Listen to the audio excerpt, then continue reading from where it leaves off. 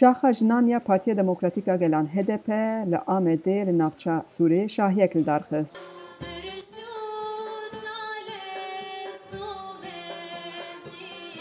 Duruşmaya ji bo jinan adaletê de bi sermijarên wek ekolojî, ket, tecrîd, xizaniya jinan, tundiya li ser jinan, betalkirina peymannameya Stenbolê jinên koçber û jin û zarokên di girtîgehan de û her wekî din gelek çalekî hatibûn li dar xistin.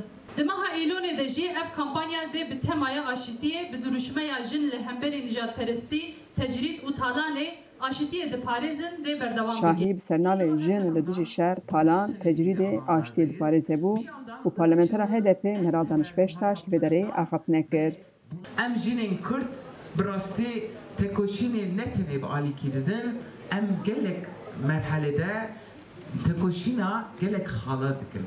Em ji aliyakî de tekoşîna aşitiye dikin, em ji aliyakî de ji ber ku qirkirina jina heye li hemberî wê em dengê xwe bilind dikin, ji aliyê din de jî li hemberî tecrîdê, li hemberî talanê, li hemberî nijadperestiyê em derdikevin. Jinên endamên komelên sivîl her wiha tevgera jina azad jî li şahiyê amade bûn. Parlamentera HDP Meral Danişpêştaş di gotara xwe de destnîşan kir ku jinên Kurd ji bo hemî jinan tekoşînê didin û tekoşîna jina Kurd yê tekoşîneka navnekewî. Wê tecrîda ser rêberîtekekê Abdullah Öcalan jî li bir xist û got ev tecrîd bûye beşek mezin a tekoşîna jinan û heta jin azad nebin civak jî azad nabe. Beştaş got aştiya Tirkiyeyê jî bi çareseriya pirsgirêka Kurd pêkan dibe. Heta borî di bernameyek televizyonê de pêşkeşvana Türk dîdem Aslan ji bo jineka Kurd ku bi telefonê beşdarê bernamayê bû gotbû ku bi Tirkî qise bike ev der komara Tirkiyeyê. Meral Beşdar li ser wê bêjerê got ku tu kîyî rûmeta vî zimanê dixwînî. Dîdem Aslan paşê ser Twitter'a xwe lêborînê xwestibû ku lê gelek alî dibêjin ev lêborîn nebeste ji ber ku îfadeya wê îfadeyek nijadperestiye li dijî ziman û gelê Kurd. Xanima Meral helwesta li dijî Kurdî weka nijadperestî pênase kir û hezrê xwe wiha parve kir. Ev demek dirêj e 2015 vê de li hemberî ziman jî li hemberî gelê Kurd jî ew bi xwe bê nijadperestiyê ava dikin, bingeha wê ava dikin. Yani ev tenê hefta dawî ez karim bêjim bu yerê gelekî mezin çêbûn. Mesela yek jê spîkerê Habertürkê yani dibêje Tirkî biaxife vê derê Tirkiyeye.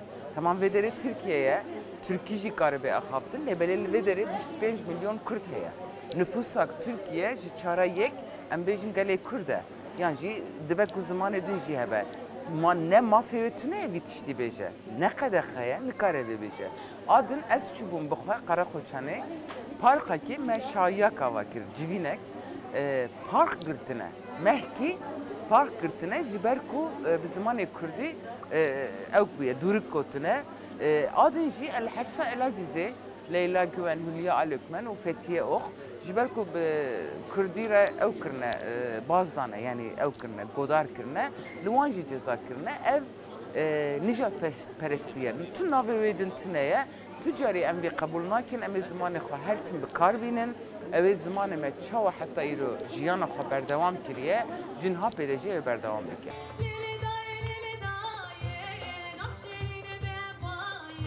Şahiya jinên HDP bi konserta gruba jinan bi dawî bû. Xecî Can Faqîn, Dengê Amerîka, Diyarbekir.